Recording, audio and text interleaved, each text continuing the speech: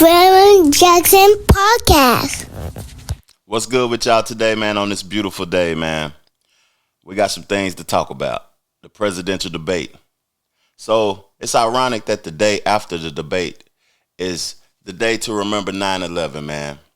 Like, I see people that grew up like years after 9/11. They don't value it. Like, I was 21 at the time, and to see that take place, it was devastating.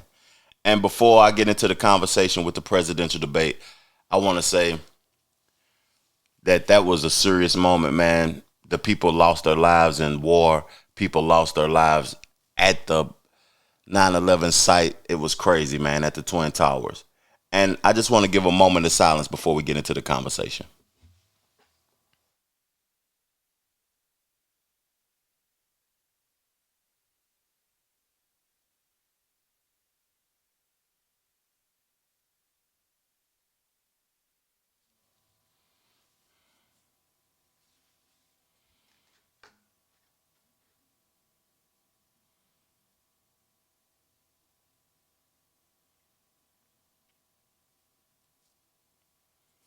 So going into listening to the debate yesterday, my thoughts was like, are they're going to talk about the concerns of the American people? So I'm just assuming that these are y'all concerns, but these are definitely my concerns. Protecting us through war, getting control of inflation, getting control of the border, making sure that the American people finances evolve and that we're evolving as a country and we're protected at the same time. Um, Immigration, getting control of that because it's leading to a lot of violence. And the inflation is leading to a lot of violence. It's a lot of violence going on. And that's my concern. And lowering the price of real estate and removing government from so many different things. Like, government is not a bad thing, but removing government from so many different things and letting it be independently ran by the people. Because that's what we really want. And I see people are talking about the people, the individuals, Trump and Kamala. They like Trump, they like Kamala.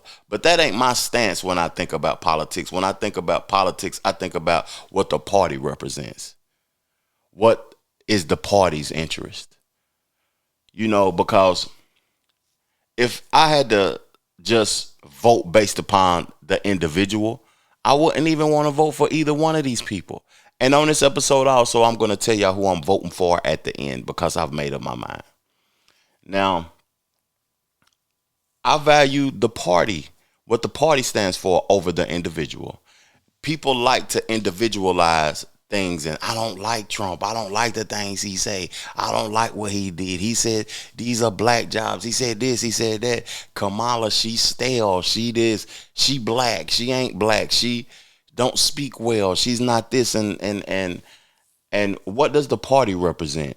Is the party that they represent going to look out for your best interests? Does the party's interests align with your interests? That's what I think most people need to be concerned about.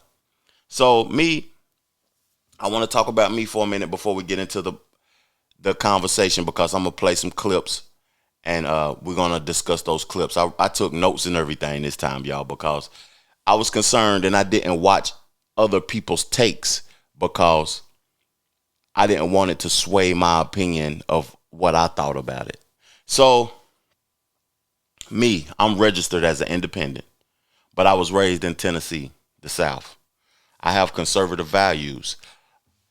And most people say that I'm a Republican or whatever by having conservative values. But I want to say something to a lot of people from the South and from Tennessee that may look like me, may come from the same backgrounds that I come from, and they may be liberal people.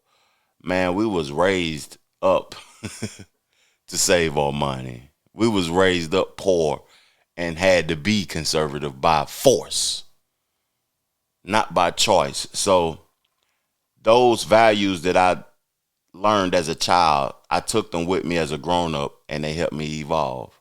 So I view myself as a conservative person, but I'm an independent because I'm not loyal to a party. I'm not loyal to a party's perceptions and what they project on the world. So we're going to get into this first topic of discussion. This is something that caught my attention. Policy positions. Kamala Harris talked about policy positions. Let's go. As it relates to my values, let me tell you, I grew up a middle-class kid raised by a hardworking mother who worked and saved and was able to buy our first home when I was a teenager. The values I bring to the importance of home ownership, knowing not everybody got handed $400 million on a silver platter and then filed bankruptcy 6 times, is a value that I bring to my work to say we are going to work with the private sector and home builders to increase by 3 million homes by the end of my first term. My work that is related to having a friend when I was in high school who was sexually assaulted by her stepfather. And my focus then on protecting women and children from violent crime is based on a value that is deeply grounded in the importance of standing up for those who are most vulnerable. The reason I played that clip is because I'm a real estate guy. I took real estate classes, passed the class. I met my wife in real estate school. And when I look at the climate of real estate, government wants to become involved in it more than they should. And that was a lie saying that it's home shortages. It's not home shortages. It's a wage gap. People can't afford the homes that's available because of inflation. That's cap. Another thing that was said that caught my attention, that's her policy positions, right? Is that what I said? Policy positions on the things that she want to change. Now, salute to her growing up middle class, Trump growing up rich, and him filing for bankruptcy and all of that, and her mother having to fight and struggle to get by and do the things that she had to do. Salute to that, but I don't think the people cared about that. Home shortages, that's cap. It's homes all over the place that's available. It's just that the wages that we are working for do not match the prices of the homes. I'm saying it again. Now, on the end of that clip, she really said something that caught my attention. She said she want to protect women and kids from violence. Now, I'm a man. I'm a man. Where was we at in that? We're not included in being protected from violence. We shouldn't need protection or want to be protected. Now, don't get me wrong. I understand the importance of protecting women and kids. I have a beautiful mother. I have a sister with a multitude of female nieces. And I would protect them by anything. I'm a married man. I love women or whatever also, and I'm married. And I feel as if men should be protected too from violence. And I feel as if, personally, the Democratic Party hasn't done a good job at protecting women, children, and men also because of the crisis at the border with the people coming over here at a rapid pace that they coming over here illegally. Now let's get into the next one. Why do you believe it's appropriate to weigh in on the racial identity of your opponent? I don't, and I don't care. I don't care what she is. I don't care. You make a big deal out of something. I couldn't care less. Whatever she wants to be is okay with me. But those were your words, so I'm asking. I don't know. I mean, all I can say is I read where she was not black, that she put out, and I'll say that. And then I read that she was black, and that's okay. Either one was okay with me. That's up to her. That's up to her. Vice President Harris, your thoughts on this? Honestly, I think it's a tragedy that we have someone who wants to be president who has consistently, over the course of his career, attempted to use race to divide the American people. I'm going to tell you something that I think about that perspective. And Trump missed a lot of opportunities that he could have presented to Kamala Harris to force her to answer some things that the people wanted to hear. He missed a lot of opportunities, man. And it was like he was defending himself. When you get in defense mode, now if we take it to hip hop, that's how Kendrick Lamar beat Drake. Drake was on top and he was doing his thing. Then he got in defense mode and it was over. But let me take it off hip hop. He was in defense mode because racism is something that this country has used, thrived off of, created division from for ever. So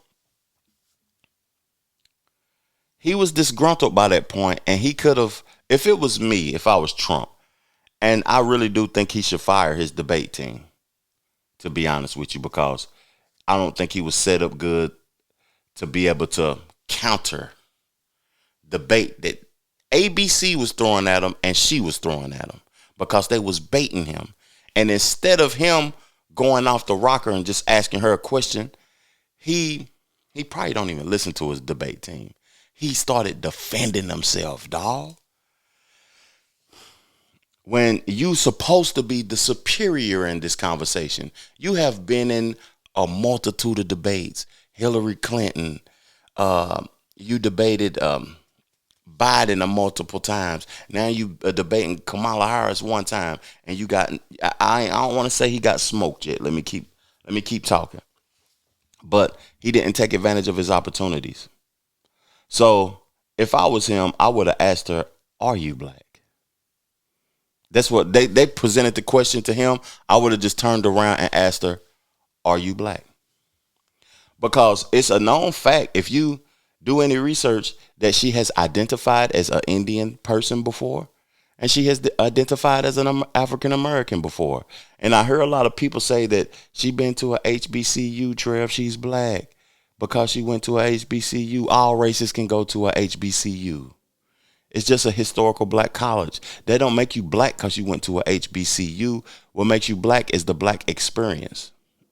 Because really, black and white doesn't exist. It's a social construct to create conversation and foolishness around. Now let's get on into it.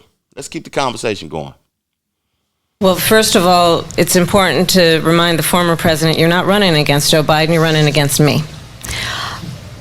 I believe the reason that Donald Trump says that this war would be over within 24 hours is because he would just give it up.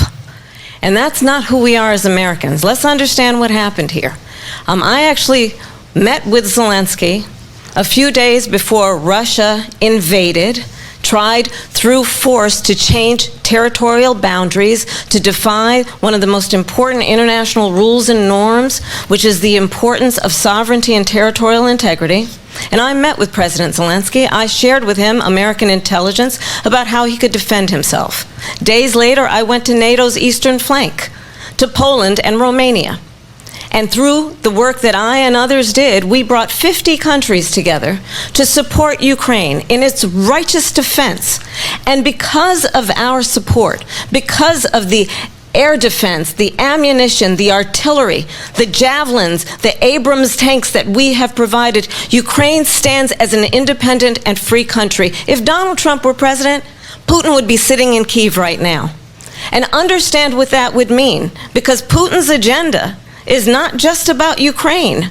Understand why the European allies and our NATO allies are so thankful that you are no longer president, and that we understand the importance of the greatest military alliance the world has ever known, which is NATO, and what we have done to preserve the ability of Zelensky and the Ukrainians to fight for their independence. Otherwise, Putin would be sitting in Kyiv with his eyes on the rest of Europe, starting with Poland. And why don't you tell the 800,000 Polish Americans right here in Pennsylvania how quickly you would give up for the sake of favor and what you think is a friendship with what is known to be a dictator who would eat you for lunch. The Trevor Jackson Podcast. You know what's crazy about war and inflation and the funding of war? It's not the people's interest. the people don't care about us going to war. We want to be protected and everything, but we're spending billions and billions of dollars to protect another country. We're footing the bill. But before I get into that, because I got a conversation about that. Why are we so concerned? I don't want to say why, because I don't want to include me. And I don't think Trump at the time when he was in office was concerned about Putin. Like, any American person that's not even interested in politics can tell that Putin isn't our biggest enemy. But ever since Biden and Harris been in office, they want to act like Putin is the biggest op. The biggest op is China, dog. No disrespect. That's the biggest op. Our focus don't need to be on controlling the whole world, being the worldwide police. Aren't we tired of that? Aren't we tired of, as people, because politicians, I think that they get a reward from it. As people, aren't we tired of policing the whole world? We in the Middle East this time. We in Europe over here. We over there telling people what they can and cannot do. Now, one thing she did say, though, let me read my notes. She's right about NATO. It is the strongest military force. It's the strongest. But out of those multitude of countries, who is covering most of the bill? That's the difference. If I was in leadership and I was the president, every country would have to contribute to the bill at the same level. The United States can't be footing most of the bill. NATO is the strongest force, but that's because the United States is footing most of the bill. And who's affected by that? Those decisions that they're making? We are. Now, I got one more clip to play, but before I get into that clip, I want to present a poll to y'all that I put up on the channel in the community section. And it has went up since then. But the poll, I said, who won the presidential debate last night? 57% said Kamala Harris, 43% said Trump out of 60 votes. So right now, let me see how many votes went on there, because I just put it up recently. So it just went up to 69 votes, and it's 56-44. But, man, to me, I think this is going to be a tight race come November. And I think that Kamala Harris, she did her thing. She did her thing, but she didn't say nothing to the people. She just baited Trump. And that's my last clip, how she baits Trump. Something really unusual, and I'm going to invite you to attend one of Donald Trump's rallies, because it's a really interesting thing to watch. You will see during the course of his rallies, he talks about fictional characters like Hannibal Lecter. He will talk about windmills cause cancer. And what you will also notice is that people start leaving his rallies early out of exhaustion and boredom. And I will tell you, the one thing you will not hear him talk about is you. You will not hear him talk about your needs, your dreams, and your desires. And I'll tell you, I believe you deserve a president who actually puts you first, and I pledge to you that I will. Vice President Harris, thank you. President Trump, on that point, I want to get your response. Well, I would like to respond. Let me just ask, though, why did you try to kill that bill, and successfully so? That would have put thousands of additional agents and officers on the border. First, let me respond as to the Please. rallies. She said people start leaving. People don't go to her rallies. There's no reason to go. And the people that do go, she's bussing them in and paying them to be there, and then showing them in a different light. So she can't talk about that. People don't leave my rallies. We have the biggest rallies, the most incredible rallies in the history of politics. That's because people want to take their country back. Our country is being lost. We're a failing nation. And it happened 3.5 years ago. And what's going on here, you're going to end up in World War III, just to go into another subject. What they have done to our country by allowing these millions and millions of people to come into our country, and look at what's happening to the towns all over the United States. And a lot of towns don't want to talk. It's not going to be Aurora or Springfield. A lot of towns don't want to talk about it because they're so embarrassed by it. In Springfield, they're eating the dogs, the people that came in. They're eating the cats. They're eating They're eating the pets of the people that live there. And this is what's happening in our country, and it's a shame. As far as rallies are concerned, as far as the reason they go is they like what I say. They want to bring our country back. They want to make America great again. It's a very simple phrase, make America great again. Oh my goodness, man.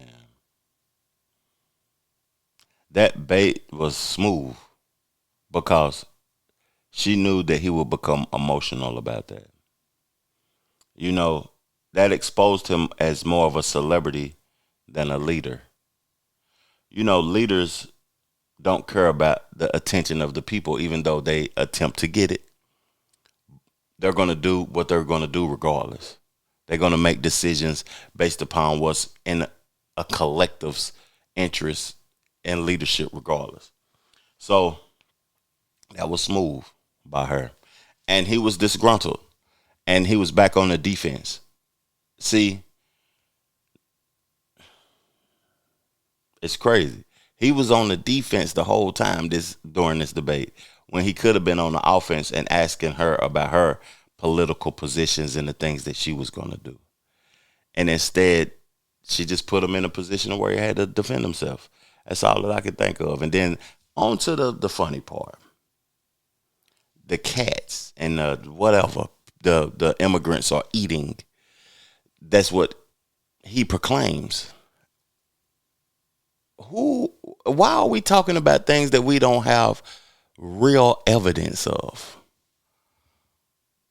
And if y'all have real evidence of it, share it with me in my email or in the comment section so I can see it. But we don't have real evidence of these things. Why are we even talking about things that don't matter to the people? Now, in closing, I'm going to talk about who I'm going to vote for. During this debate, what I heard, I seen Kamala Harris. She was more poised. She was setting up questions for Trump. She was more presidential. She seemed more even keel. She seemed more of had more leadership qualities. But what I heard from Trump is we want to end the wars.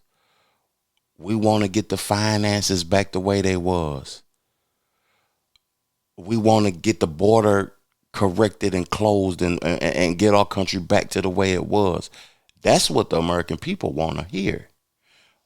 Even though she looked more leadership ready, she didn't talk about shit that the American people wanted to hear.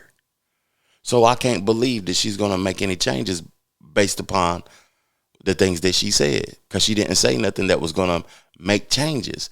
Her policy positions is lies. Trump may have not told the truth or spoke a lie about his policy positions, but he said it what the American people wanted to hear. He said what the American people wanted to hear. But at the end of the day, y'all, man, I'm going to stay independent. And I think I'm going to stand this one down. Appreciate y'all for tuning in, man. Peace, love, plenty, abundance. Make sure you go get you some money, and I'm gone. Chip.